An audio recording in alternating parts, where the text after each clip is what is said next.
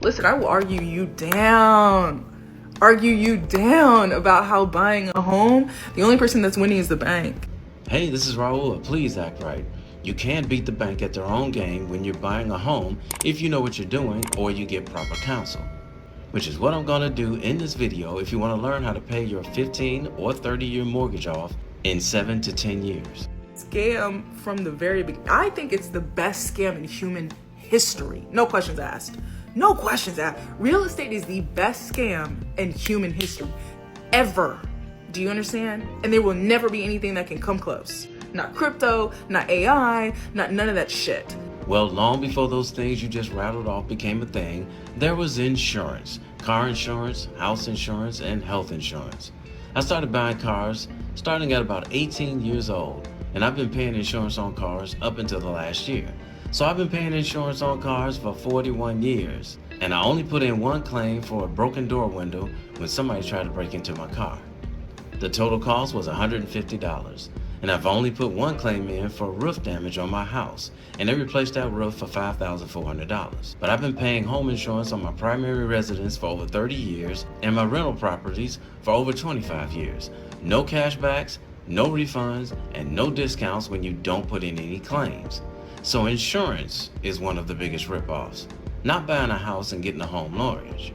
At least at the end of the home loan, you have possession of the house, so you build up equity that you can cash in on when you sell the house. But when you sell the house or the car, your insurance company does not give you a check if you don't place any claims.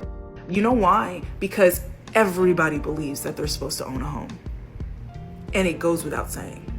It's sort of this like unwritten rule that everybody thinks they haven't made it until they own the home. Well, that's not true, because I know plenty of people who never wanted to buy a home. They'd rather rent. Whole time you're in a triple net lease with the bank, right? You're paying the mortgage, you're paying the taxes, you're paying the insurance, you're paying the maintenance, and you know what they're getting paid? Your interest. The word mortgage comes from the old French word, which translates to dead pledge. The word is made up of two parts. Mort means dead, gage means pledge. So yes, you would be paying a boatload of interest if you didn't educate yourself. Now, disclaimer, if you are a logical thinking woman, this does not pertain to you. So when women get upset when men say women are not able to lead, this is what they mean. Recording themselves about an issue that they didn't do the research on. If you understood interest, you'd be sick to your stomach. Cash is king. And she's absolutely right about understanding interest, that it can make you sick to your stomach. However, in the same breath, if you understood how interest works, you could use it to your advantage. Albert Einstein once said, "Those who understand interest will earn it. Those who don't will pay it." Of course, cash is king, but who has $100,000 to $500,000 cash to pay for a house?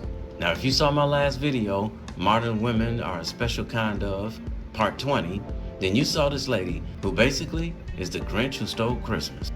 After her 45-second dreary, lifeless rant of killing people's high about paying off their mortgage, I'm going to give you some basic steps to keep you not only from overindulging in an overpriced mortgage, but how to pay the mortgage off in 7 to 10 years. To the people out there who keep bragging about paying off a 30-year mortgage, 15-year mortgage, so what? You're going to die. You're not going to even be around anyway. You're talking about leaving it for somebody else. Half these people don't want their responsibility. Just like my boys told me. Don't try to worry about paying off a house. We don't want that house. These kids don't want that stuff. Nobody wants it. Everybody's going to die. So what are you breaking your neck to pay off something for that's going to never be yours? Like, for real. It's good for the moment, but in the long run, who wins? Not you. Somebody else is going to have it, because again, you're gonna die. You're a mean one, Mr. Grinch. Imagine inviting her to the Christmas party. Now, maybe you do have a house that no one else wants once you die, but there are plenty of people out there who have families that they want to leave their house to, that need that house to live in. And even if they want to sell it because of the memories they may not be able to handle because you're no longer there, there's a way to make that easy for them too. First and foremost, if you own a home, get term mortgage insurance on the house. Not whole life insurance, which pays cash at your death.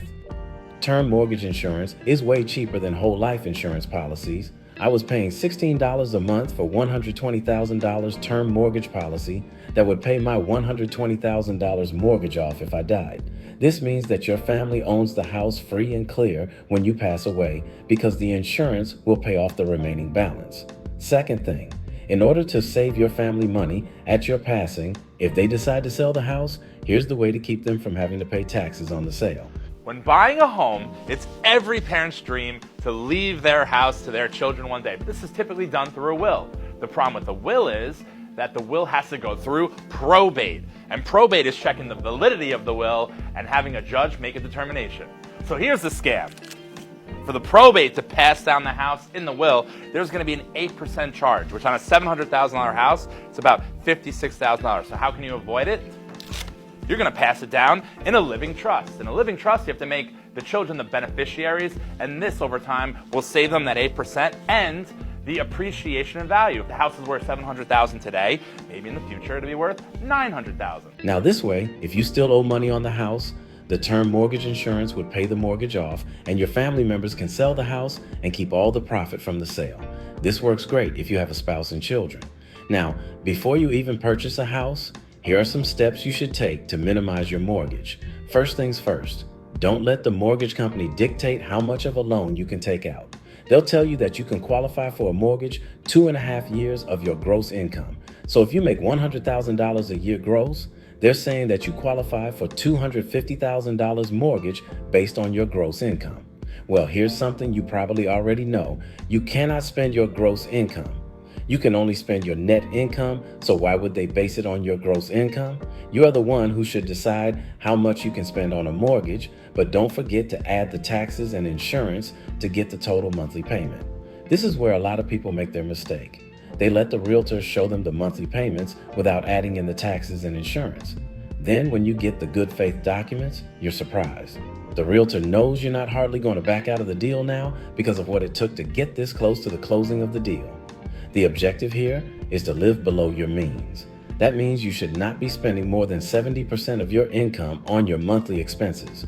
So if you have a net income of $4,000 a month, you should not be spending over $2,800, which is 70%, on your total expenses per month. Now I know in this economy, it's very difficult to do, but I'm going to show you a little trick about buying a house if you have the patience. Step 1.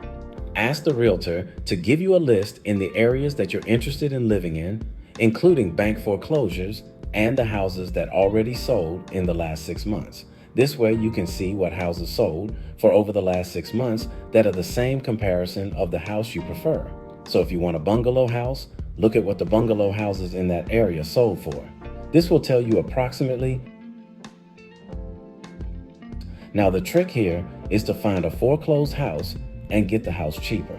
What you're looking for is the bungalow houses that have been up for sale for more than 51 days. You're looking for why other people didn't want the house. Many times the house is just outdated, meaning the kitchen, bathroom, carpeting, and the flooring are not up to date.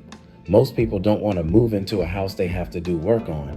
But if you just happen to be a do-it-yourself type of person, this is how you get the house of your dreams, cheaper than what the people next door paid for theirs. The last house I owned, I purchased in 2008 just before the market crashed. The houses were selling for approximately $200,000. The house was on the market for 311 days. I noticed that the people who purchased the house bought it for $133,000 in the year 2000, but they refinanced the house at $200,000 and got foreclosed on. The bank put the house up for sale for $150,000, and I offered $120,000 and they took it. That was in June 2008. In October 2023, I put the house up for sale for $169,000, and they went into a bidding war over it. I ended up selling the house November 16th, 2023, a little over a month later, at $207,000. Just a little over $80,000 cash in equity. Now I did put about $20,000 into the house, so I walked with about 60 grand. The objective here is to get the house much cheaper by getting it in foreclosure directly from the bank. Banks become very flexible when they need to get rid of a foreclosure that's just sitting on their books, But you still have to remember to keep your mortgage with all your other monthly income below 70% of your total net monthly income. Step 2. No matter whether you take out a 15-year or a 30-year mortgage, do not make the one monthly payment that they scheduled you for. You're going to pay monthly instead. That means you're going to make a payment on the 15th, which is half of whatever the mortgage is, and the other half on the 1st of every month. Most banks have this set up online. When you log into your account so you don't have to make the payments, you can set it up on auto pay and it'll do it on its own. This way, you're paying less interest every time you make the second payment for the month. To keep this example brief, at the end of every year, you will have made an equivalent of 13 payments instead of 12. This helps you pay the loan off quicker. Step 3. You're going to use the power of 10% of your income to your advantage. This works even when paying off credit cards, which you should do before you purchase a home. Whatever your total net monthly income is, you're going to take 10% of that and pay it towards the principal, not the interest, of your mortgage payment. In other words, if your monthly mortgage is $1,500 a month, you're going to pay the $1,500 plus 10% of your monthly net income. So if you make $4,000 a month, you're going to take $400, which is 10%, and add it to the $1,500 a month payment. But remember, you're going to make that payment directly towards the principal, not the interest. This is the second thing that's going to help you pay the mortgage off earlier. Step 4. If you get paid weekly and by the hour, every year there are 4 months that have 5 Fridays in them. This means that you actually get 5 paychecks on those months. Take the paycheck that is the largest of those 5 and pay that towards the principal of your mortgage. This is going to help pay down your mortgage significantly over 7 to 10 years. Step 5.